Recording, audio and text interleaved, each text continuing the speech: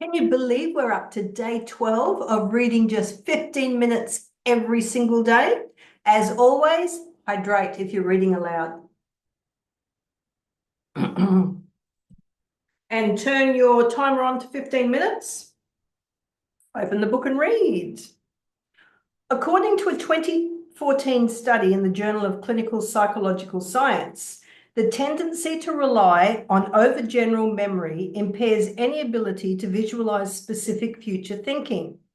A person with an overgeneral memory may struggle to form a sense of self in the future and may also find it hard to plan for the future and set goals. However, the good news is that by processing the trauma from past memories, it can become easier to repair the cognitive functions of problem solving, imagining future outcomes, and goal setting.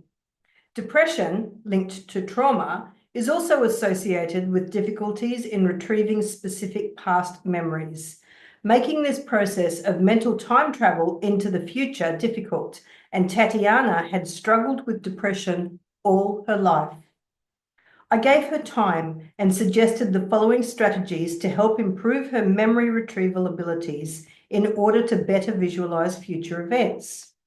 Remembering specific details about a past event, such as what you were wearing, who you were with, and what you were feeling at the time, can help you strengthen your memory retrieval abilities and help make it easier to access past memories in the future. Writing about past experiences in a journal can also help you to access memories and use them to construct a mental simulation of a possible future event.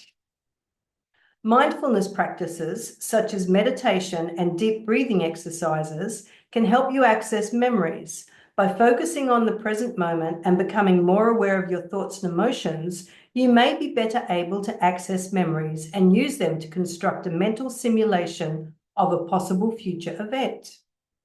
Tatiana mentioned a passage she'd read in John Green's The Fault in Our Stars that had been reassuring in a bittersweet way. There will come a time when all of us are dead, all of us. There will come a time where there are no human beings remaining to remember that anyone ever existed or that our species ever did anything. There will be no one left to remember Aristotle or Cleopatra, let alone you. Everything that we did and built and wrote and thought and discovered will be forgotten, and all of this will have been for naught. Maybe that time is coming soon, and maybe it is 1,000,000 years away. But even if we survive the collapse of our sun, we will not survive forever.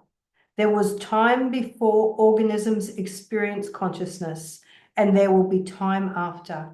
And if the inevitability of human obliviation worries you, I encourage you to ignore it. God knows that's what everyone else does. Listening to this passage, something came over me and I began to cry. I realized I was grieving for Tatiana, as she could not do this for herself. She had never been taught to express sadness. It was repressed, and an emotion her family never displayed, especially her grandparents in St. Petersburg, whom she remembered as loving but stern. As I cried, she began to cry. We held each other's hands and let the sadness and pain flow. This was exactly what was needed in that moment. I asked her to practice the alternative futures at home so that we could discuss her different scenarios at our next session. During our fourth and final session, Tatiana could see with clarity. I've decided to break up with Alexei, she smiled. I want to use the time I have left to explore new people, new experiences, new lives. I want to live life on steroids, literally and mentally. Perhaps she had been persuaded by the books she had read, or perhaps it was the prospect of meeting someone new, of feeling the giddy lightheadedness of a fresh relationship. Tatiana felt hopeful, and sometimes that's all we need to overcome the loss we feel. She realized that she had to live her life to the fullest, and that now was the time to pursue everything that was meaningful and important. While death might be the ultimate ending, the concept of death is what allows us to lead a fuller, richer life. The more Tatiana read about the experience of others, the more her anxiety melted away. She drew strength from reading stories about people who made peace with the inevitability of death, and this allowed her to reject fear and embrace acceptance. Death is a chapter in all of our stories. We may not know how long our book will be, but that's why it's so important to make each chapter count. After all, if you can face death, you can face life. As André Dubus II wrote in Broken Vessels, we receive and we love, and we must try to achieve gratitude, and with that gratitude to embrace with whole hearts whatever of life that remains after the losses. The theme in the final session seemed to be one of rediscovering hope in all its varieties, despite the finite of life. Sometimes bibliotherapy does that. It generates hope through books. Often the thought of being a hope merchant keeps me doing what I do every day, shining a light in the dark corners of night. So, Bibliotherapy Toolkit. The techniques used were literary journaling. They were recommended for self-exploration, self-awareness, and processing emotion. The complementary therapeutic technique used was visualizing alternative futures. And this was recommended for feeling empowered, motivated, and finding a sense of control and inner power. Books published: Paul Calanthes' When Breath Becomes Air, Audre Lorde's The Cancer Journals, Louise Hay's You Can Heal Your Life, Will Schwalbe's The End of Your Life Book Club, and John Green's The Fault in Our Stars. Now, the bibliotherapy technique applied the key takeaways and exercise. So you have to see the literary journaling key takeaways on page 82, along with the exercise on page 83. Complementary therapeutic technique applied, key takeaways and exercise. Visualizing alternative futures, the key takeaways were: imagine alternative future endings or outcomes for a given situation, regardless of how impossible they might seem at first. This is a conventional visualization technique inspired by Jane McGonigal, a futurist at the Institute of the Future and the author of Imaginable. This practice enables problem-solving behavior as well as self-motivation. It increases hope by building hope pathways in the brain. Now, this is the exercise that you can do. Imagine you are going to the park. What time is it? Is it day or night? Are you alone, or are you there with a friend or someone special to you? What are you wearing? How are you feeling? As you imagine this, give yourself space to fully express and experience these feelings in the moment, no matter how negative or positive. What can you see or hear? What can you smell or touch? Are you eating something? What does it taste like? What's the weather like? Now that you've warmed up, think about an issue in your life that you are struggling to address. If you could magically change it, no matter how impossible that seems, what would you do? What would you hope for? What would the scene look like? How would you be feeling?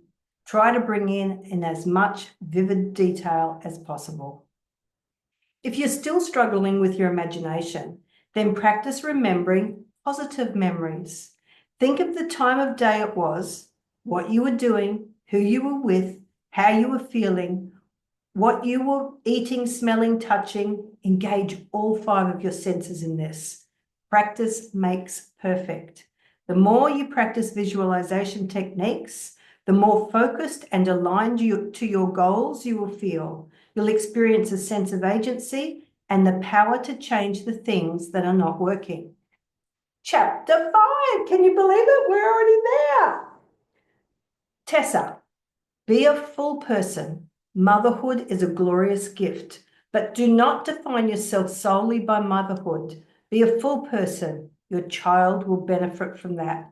This was said by Chimamanda Gonzi Adichie. Birth is not merely that which divides women from men, it also divides women from themselves, so that a woman's understanding of what it is to exist is profoundly changed.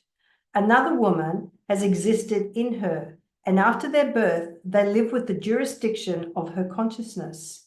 When she is with them, she is not herself. When she is without them, she is not herself. And so it is as difficult to leave your children as it is to stay with them.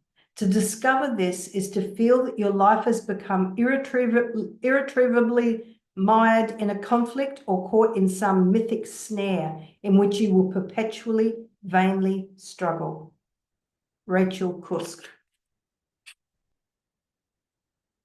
Client notes. Tessa S. is a former lawyer who wants to rediscover herself post-motherhood. She craves another identity beyond mum and wife.